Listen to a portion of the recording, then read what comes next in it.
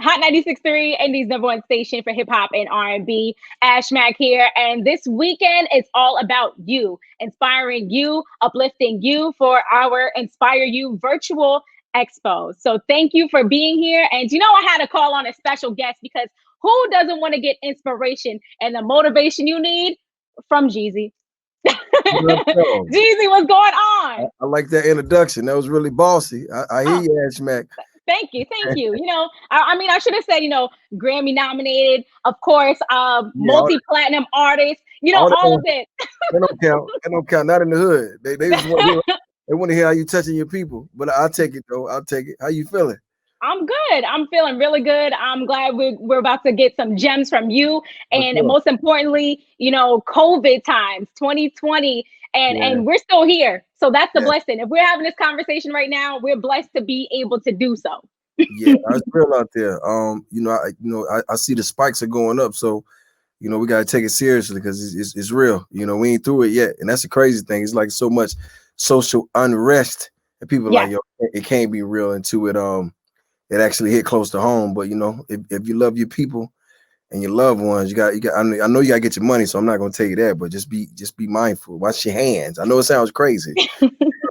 One of the first things I was gonna say to you is like, don't you own all of Atlanta? Like, how is Atlanta still open? Not all of it. Not all of it. I'm working on all of it. Okay. I'm working on all of it.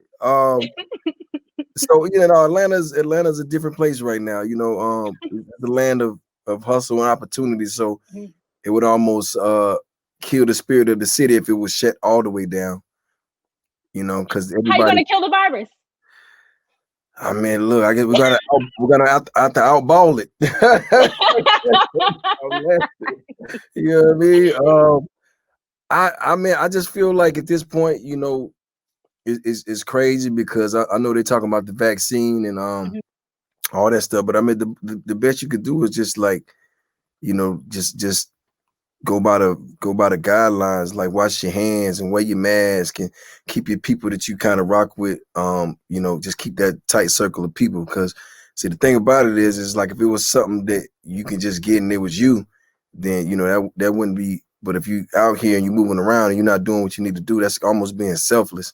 Yeah. But I mean, I just think it's one of them things, man. We're gonna just have to thug it out. We're gonna have to grind it out. Yeah. Just be on point because it doesn't discriminate at all. You can be short, tall, light skinned, dark skinned, mixed, all that. It's there. Escapes no one. But one thing that doesn't escape anyone is the fact of the struggles that 2020 has come and faced everyone with. When it comes to you, we've seen so many. First of all, congratulations on everything. The recession too. You got the podcast, the recession. You got the Fox Soul show. Okay, worth the conversation. So many things. So congratulations, because if anyone knows how to make it through a pandemic, it's you. A wise man told me either you're gonna come out of the pandemic better or bitter. And for me, it's just like, it gave me time to like really think about things I want to do and be innovative, and it gave you time. So if you're not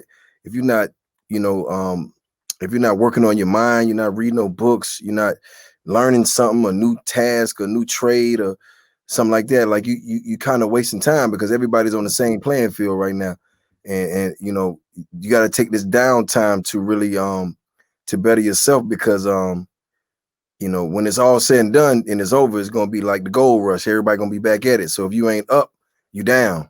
So I would advise anybody right now who's out there to take this time to make it the best that it can possibly be for you, and that's all in making yourself the best version of yourself possible. And by the way, like now's the time to be innovative, because the old tactics don't work. You know what I'm saying? You've seen a lot of people break out and find new ways to connect with their people or find new ways to build their brands, and it's that time. It's like ain't no rules. You have to be innovative. If you're not innovative, like you're gonna get left behind. So I would just advise anybody out there, like ain't no right way. So if you feel it, just do it. You know what I'm saying? If they don't, do something else. If that don't work, do something else, because that's what it is right now. Ain't no rules, and we're not sitting around waiting on no stimulus checks. I mean, for the people that need it, cool. But if you got some hustle in, you got to go ahead and figure it out.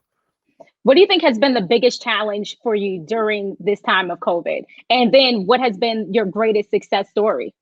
Challenge for me is, last year this time I had all my family together, all my cousins, everybody, and it was like one of the best Thanksgivings ever. But this year I couldn't do that, obviously, because of what's going on. So for me, it's just like having family around, and then just I'm a people person, so when you can't really interact with people, and I'm a go getter, and you have to be able to go get it. You know what I'm saying? Well, you can't go get it because there's nobody there, and everybody's kind of moving still. It just makes it a little more difficult. But now you got to work that phone and use your resources, and now your 24-hour days got to be 48-hour days. You got to just go, just go hard. Successes for me is definitely a lot of business ventures that I was trying to get off the ground that I got time to do now that I got time. I'm at my talk show, of course, on Fox Soul, Worth the Conversation, that airs Wednesday nights at 7 p.m. Pacific, 10 p.m. Eastern, was something that I was working on, and it gave me a chance to really like get in that mode. On my podcast, which is in conjunction with Charlemagne the God and Black Effect, that comes on Monday mornings, wherever you find your podcast. Now I got time to do those things and use my platforms to keep spreading my message, but also to sit down with people that can kind of tell us how they navigated through life in times such that are like this, so that I can give people some insight. Because the thing about it is, it's just a lot of uncertainty. I think that's what we're all dealing with, just like uncertainty. Like when everything was normal, you get up and you go, you do what you got to do. But now there's a lot of uncertainty. You don't know when it's going to be better. You don't know, who to believe. I mean, we just went through this whole thing, which is why I wrote The Recession 2, when we was going through basically a civil unrest right before our eyes, and they were killing Black men like it was nothing. And it's just a lot of things with question marks. And I just feel like that this time has gave me time to like really dig into my music, really like put together a body of work that's art, and it captures what just happened in the last 6 to 8 months. Because with social media, things go so fast, like people will forget about this, and by the time summer hits again, you know what I mean, it's back to balling. So I just don't want people to forget about what we went through and what we had to fight for. And I think that would be some of my biggest success, because I really work hard on the project. I really work hard on setting everything up as far as like the podcast and the TV show. Hey, just think about it. I'm trying to lead by example. Like I don't watch what people say, I watch what they do. So at the end of the day, if I'm telling you to do better and I'm doing the same thing I was doing 10 years ago, I don't think you should be listening to me. Right. Got you. I don't think you should be listening to me. You got to find somebody else to listen to. Well, we got a few things that we definitely would love to listen to when it comes to business adventures that you've been successful in, from your nonprofit to, I want to say, what, an agency company as well, and was there Defiance Fuel as well? I need some of that as well. Yes. So I want to call this I'll Tell You What, because that's what everyone knows you for from the Verzuz Battle. I'll tell you what, the inspiration. I gotta get this shirt tomorrow. Get my t-shirt going. There you go. Listen, there was a time all of us in, like, I want to say middle school, high school, people were getting suspended from wearing the snowman t-shirts. But that was a time, between those t-shirts, between Vote or Die, those were iconic moments. Yes, so those are huge moments. 2020 is a year we will never be able to skip in our history chapter books and everything. So what is it, a few things that you can't skip when it comes to, I'll tell you what, the motivation and inspiration when it comes to business? What is the first thing that you can tell me about having these business adventures and the first steps that you took to make sure you got there? The first step is believing and having an open mind. I pride myself on sitting in rooms with people and just getting those gems and not being afraid to try different things. And I think with our culture, we're so programmed to, like, if you gotta be a certain way to be accepted. And I think that's the biggest thing. Is like, you got to understand, everybody ain't gonna see your vision. Like if I told you I just wanted to be Jeezy and sell some records, then I'll be lying. You know what I'm saying? Like I always wanted to do more. That's just a part of my process. It's like coming out of the streets.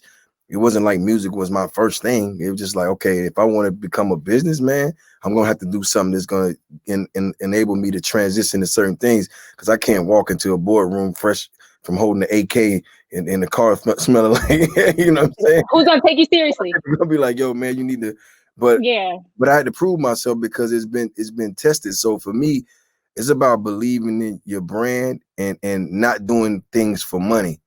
Because if you believe in something, a brand or product, you should believe in the service, like providing a service better than anyone else can, or making sure that your product is better than anyone else that does that type of work, because that's what's gonna bring the value. And I think a lot of times when we do things for money, it works, but it's a quick lick. Like you can hit a lick, but it's not nothing that's gonna sustain. And it's not like when you start talking about financial literacy, you got to understand it's an ongoing thing. So it's not like this thing where you just get this lump sum of money and that's it. So I would say that first, like, just if you provide a service, make sure your service is the best. If you're doing business, just make sure you're there to learn, you know what I'm saying, and build relationships. And if I could tell you anybody anything, if your relationships are good, you know what I'm saying, you ain't got to even have the bread. People are just they're gonna vouch for you and, you know, and believe in what you trying to do. But I think the first thing is, like, people try to sell you their product, you know what I'm saying, when they should be trying to sell you themselves first. I got to you. I got to know your values and your morals and your integrity before I support your project or your product, because I don't know, I can't differentiate the two. So if I don't believe in you, 9 times out of 10, I'm not going to support what you're doing, because I don't believe in you, or I don't believe you as an individual. I'm still trying to feel you out. So, you know, sell yourself first before you sit in the room and tell somebody, yo, I got this. And then also, like, if you're just around and you're around to learn, there ain't nothing wrong with that. You know what I'm saying? If you rolling with somebody, you carrying bags, that's cool, bro. Like, carry the bags, but get the knowledge. You know what I'm saying? Like, understand, like, get the gems, because you're not gonna get that through no other way but trial and error. And it's called experience. If you don't have experience, you know, experience is something that's been tested. If you haven't been tested, then there's nothing to stand on. So when people ask me things, I'm coming from an honest place because I've tested it, you know, to the best of my ability. And I can tell you, well, I wouldn't go that way, because when I did that, this is actually what happened. You know what I'm saying? And it took me a while to figure out how to maneuver that. But having an open mind and being able to go down and sit and ask questions, that's another thing. Ask questions. Like, don't be ashamed, like, I don't know it all. If you walk in a room, you know more than everybody, you got to get the hell up out of that room, like, fast. That's not I want to ask questions, you know what I'm saying? Which is a reason why I did Worth the Conversation and the Recession podcast, is because I'm talking to people that did it a different way. I want to understand, like, I'm not where Steve Harvey is, you know, as far as his career, but I'm like, okay, how do you maintain that? And then what happens when this happens? And what do you do? Because it might be something small in there I might get, and by the time I go through it, you know, I'm able to give that same information, but refined to somebody else who needs it. So I think it's about information. And I can say, last but not least, is like educating yourself. Even self-education is good. Like, you can't stop learning. I don't care what nobody tell you in life. You have to continue to learn. I know I said trap or die before. It's really evolve or die. Because if you sit around and you're not evolving and everything around you is, you're gonna get left behind. And that's like worse. That's like worse being in. You're supposed to be in the ninth grade, but you're in the fourth. Everybody around you. Everyone around you, yeah, not at all. Right. So I mean, you know, definitely that. When we talk about evolving and making sure that we're not operating out of fear, how do you think?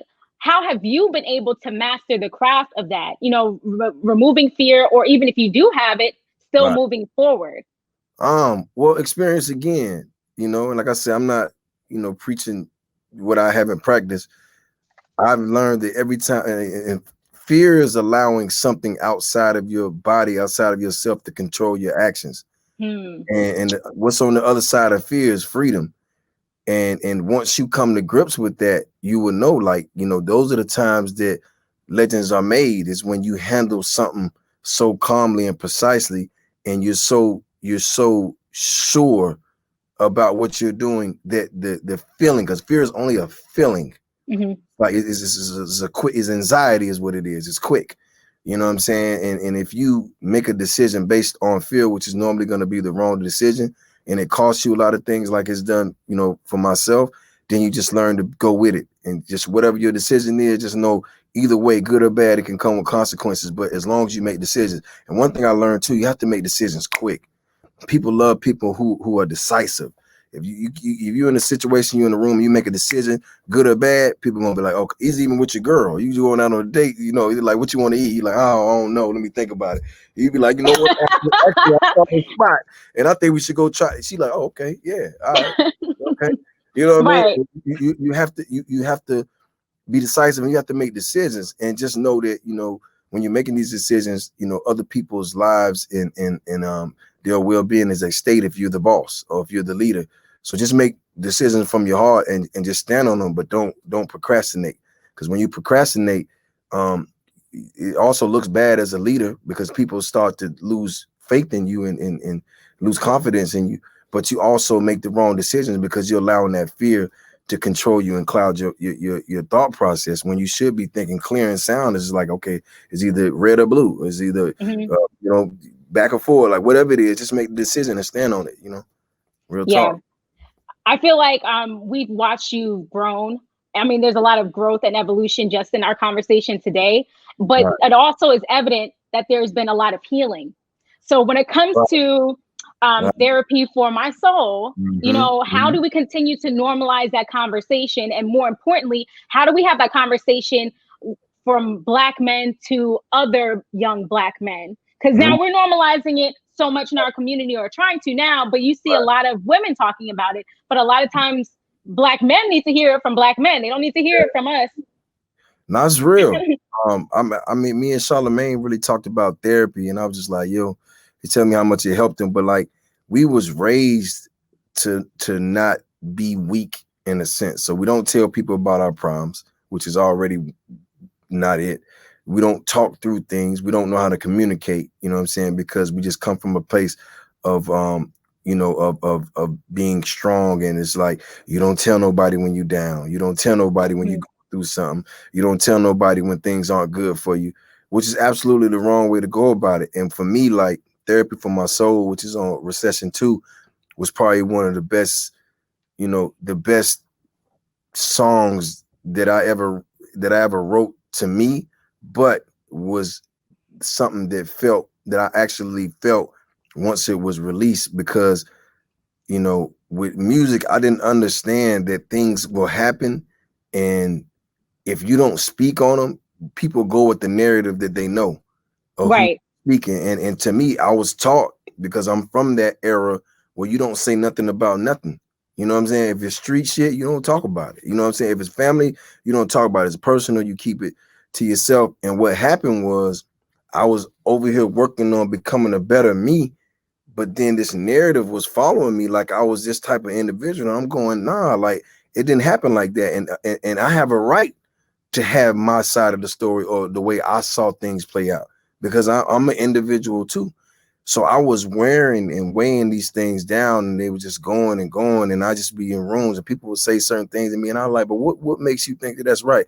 So when I thought about what me and Charlamagne talked about therapy, I was just like, yo, what if the world could be my therapist? Like, what if I could just get this off of me and just tell my side and just be done with it? Like, I ain't on none of that. I don't care. Like, it don't even matter to me. But if you care to know, this how I saw it. You know what I'm saying? And I'm just gonna be all the way honest. And to me, just writing that song, and when it came out, I just felt 1,000 pounds lighter, because it was almost like, this is my truth, and I don't give a fuck who don't like it. You know what I'm saying? Like if you go to your therapist, you don't be like, yeah, this is my truth. You be like, actually, that didn't happen. It don't work like that. You just hear me out and let me know what I owe you. You know what I'm saying? Right. Yeah. And that's how I felt with the world. Like, okay, just hear me out, and you know, if y'all like it, you know, purchase it. If not, I get it. It's all good. No harm, no foul. And it was just basically that, like, letting people who listen to it be my therapist. And now, you know, when people and I see it a little bit more and more lately, is people being really honest, because that's like brutally honest for me. You know, a lot. You know, it took a lot, and I wrote every word, so it was like my journal. You know what I'm saying? It wasn't like I was rapping the rhyme. I was like, yo, actually, this how this, you know, and it just felt like a sense of relief, if I'm honest. Did you feel like that weight was finally lifted and those conversations aren't following you anymore at that point? I do, because my thing, like, here lately, I don't want any more bad karma. Right. And so I'm just trying to clean my path as I can go, whatever I can fix. Like, I just want to fix it. You know, I don't want to be in a space where things hang over my head. And I learned something too, that I should have been speaking up, because I was still going by a code that people don't go by anymore. You know what I'm saying? Because I came from a generation where you stay solid on things. But the thing about it is, that's streets. I didn't realize how it affected the music world, and how in hip hop culture people remember certain things that happened and say, yo, he didn't handle that right. And I'm like, I did it the best I could. You know what I'm saying? So for me, it just felt like a breath of fresh air. And like I said, I'm just all about healing and cleaning up things. Like, I've been doing some soul searching, and I just want to be in a peaceful place. I don't have I don't been through the worst of wars. You feel me? Like, I don't been through it all. So now I just want, be in a place, and I'm learning that's where the real wealth is at. That's where the real bread is at. When you at peace and you feel good about you and everything you got going on, that just add on to what you're making. You know what I'm saying? Now, what's the code that the evolved Jeezy is living by now? What's your code now? Oh man, just don't let nobody break your peace or your happiness. That's it. Like, that's where it's at. Like, I don't care what going on. I'm not letting it come in my space, and I'm not letting it affect my happiness. And what somebody thinks about me is none of my business. I got too much to worry about. I can't. That's on you, bro. But and also, like, just thinking out the box. Like, you only got one life, and you only got one body that's your vehicle through this life. And I just don't want to. I just don't want to be on my deathbed and have any regrets. So I'm gonna do everything that I set out to do. Like, I don't ever want to sit there and be like, damn, I just wish I would have. You know what I'm saying? Like, they gotta say it on the block, like, your man, he a talk show host now. He said that shit back then. But you can admit that. That's the thing. If you can admit that, you know what I mean? That's more of you telling your truth and being vulnerable and being honest. And yes, you did say that, but that's not the person that you are right now. Right. And I just feel like, every day, like, that should be everybody's personal journey, is just to be better, man. Because why not? Like, why I'm gonna be mediocre? Like, if that's the case, if I wanted to be like everybody else, I could dress like them, talk like them, sound like them, walk like. I'd rather be like how I'm gonna be. Because when it's all said and done, and I'm gone, I want everybody to know, like I pushed the envelope, and I let cats know that, like, even when they came in the game and I was screaming "Chop or Die," you know what I'm saying? I did that for y'all. Like, it's so many cats in music nowadays. It's like it's a different game. It's the streets. Yeah. You know what I'm saying? And it came in behind me. I didn't lock the door, but I ain't mean I was gonna stay there either, though. You know what I'm saying? I'm trying to go up to the penthouse. You feel me? Right. Like, come on. You are not your pad. I left the lobby open with some floors. Right. Take the stairs, by the way. Take the stairs. Now, since this weekend is all about being inspired, what motivation could you give to your younger self 20 years ago? What would you say? Don't take none of this personal. I took too many things personal, and I took a lot of things personal in the beginning, and I assumed a lot. I assumed that people were wired like me. I assumed they had the same morals and values and integrity. I assumed that people would handle situations like I handle them, being 1,000, and that ain't how it's built. Like, the from the streets to music, like, those are the two of the most, like, cutthroatest games you can ever be in. And you gotta just stick to what you know, because they'll turn you into somebody you don't want to be. And I just wish I would have just had this peace and calm in me then, because I wouldn't have got tricked off my square, trying to prove a point. You know what I'm saying? When there ain't no point to be proven. It ain't who's the strongest, who lasts the longest. You know what I'm saying? Who gonna be out here? I'm seeing what Magic Johnson doing. I love it. I'm trying to go to South of France too. Just lay up on my yacht for. You know what I'm saying? I'm like, okay, that's how I go, huh? Right. Oh man, one day. You closer to me. Right. Okay? I'll let you know what it's like when I get there. I'll tell you that. I'll have the dream. It's a FaceTime call. Send me a picture, something. Hashtag. I'll tell you what. I'll tell you what. See, now I need a percentage. You see how that works? Yeah. I'm weak. Oh my gosh. Okay, so I feel inspired, more motivated. We're all at peace, and really knowing that our mental health is wealth. And you have a song called Almighty Black Dollar with Rick Yes, Ross. yes. And when making that song and hearing that song, what do you think that Black communities, Black people still need to understand when it comes to understanding our own worth and our money? Oh, well, I got one better for you. Like when everything started happening, the rioting started happening, and I had time, and I just started going back and looking at a lot of documentaries about slavery and just things that I didn't understand. I was absolutely ashamed because the only thing I knew about my Black history is what I learned in the social studies book, and And that ain't it. it was probably about 60 pages. You know what I'm saying? It Right. was more about Christopher Columbus and those guys than it was for us. And I didn't know at one point we was the currency. We were on the money. And one thing that I can say that when it comes to Black dollar is because if you look at how things work, I think the average dollar stays in the Black community 6 seconds. It stays in the Jewish community for almost a week and a half, 2 weeks. It stay like so. If you go through that and you just go through, it's like as soon as we get it, we take it outside of our community. And the almighty Black dollar to me is like, I get it. You know, you want to buy a designer. Like I'm never knocking you, but at the same time, the only way we're gonna rise if we support each other. You Hmm. know what I'm saying? I had a call with Byron Allen the other day. And he was just talking about if 10 million people put in $10 a month, we'll have over, $2.5 billion to put every Black kid through college and they can get out debt free. That's the Black dollar. Like that's Hmm. like, we're building each other. It's like a village, and we in the village, and all the fish and everything we catch, we take it on the outside and sell it or give it away. We don't have anything for the village. And it's just like with me, it's just like when you start talking about these name brands that we treat as trophies and we treat like this is making it, this is success. You putting their kids through college. You're buying it. You got their kids a trust fund. You're making their family, wealth go up. But we're steady taking ours down. And I'm like, yo, I get it, but like we still gotta look out for us. Because if we don't, when it's all said and done, if we taking all ours and spending it on the outside, we don't have anything. So the thing is, know your worth because we got it. If they wouldn't, like, we make APs and Rolexes and all these designer clothes, cool. You don't see that. You probably go to Paris and don't see that shit like that. Right. We do that because we treat it like a trophy. So my thing is, if you're gonna do that, treat somebody you supporting in your community like that. Treat that trust fund you just set up for your kids like that. You know what I'm saying? Treat them deeds for them houses that you just bought in this real estate game like that. Treat them stocks and bonds like that because that can be trophies too. And I sit back and I look, that we make money, like we get it. We hustlers, we know how to go out here and get it, but it's just how we spend it. And if you look at other cultures, no disrespect, it's just like they look at it different. We look Yeah. at it like it's coming right back, but it shouldn't be like that. And if you're gonna buy these brands, still put money into your community, put money into your people, because when it's all said and done, if the village is straight, then we good.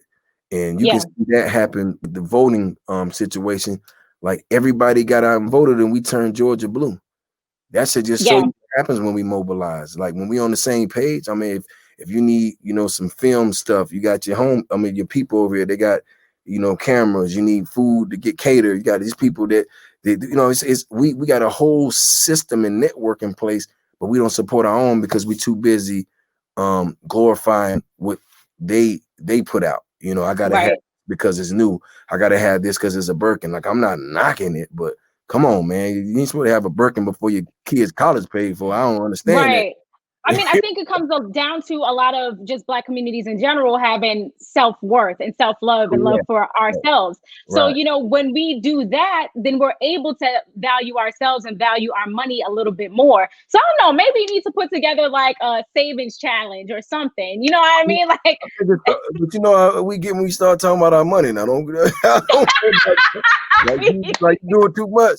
But but for me, I just want to put that narrative out there. So if it's out there and you feel it, it's on you. But I ain't telling you not to ball. I ain't telling you not to be great.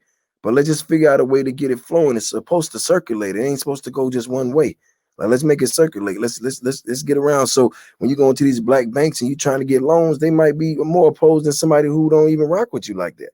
You know what I'm saying? By the way, that's how I own half of Atlanta, black banks. Let's be clear. You know what I'm saying? So let's be clear. So, but that's what it's about. And I built those relationships with these people, and they look out for me. You know what I'm saying? But I don't know if it'll be, the other way. And don't get me wrong, like I'm not a person who will sit here and try to break the world up and say, I'm just saying, if you got family and you got extended family and your extended family is good and everybody's eating, then we starting to build something. We getting momentum. And the more opportunities come in, then we're able to throw a bone here, throw a bone there. Actually, I got this deal I was thinking about. You might want to, and then there you go. And then all of a sudden, and then you like these other communities where you're going generational wealth. There you go. That's the word I'm looking for. Got you. Yes. Well, thank you so much for your time. I feel like we got a lot of gems today. Talking about generational wealth, talking about fear is the other, freedom is on the other side of fear. You know what I mean? We talked about a lot today, and evolution and evolving during COVID times, learning how to adapt. So this has been wonderful. Thank you for your time. And of course, The Recession 2 is out now, but of course, we got to watch Worth Conversation and the podcast, The Recession. Is there anything else we got coming up? No, I'll be back though, as soon as I get some. Okay, good. I need that. Let me know when I can come on the podcast. Just in case. Off that talk. There we go. All right. Well, I appreciate you. Have a good one. You too. All right, bye.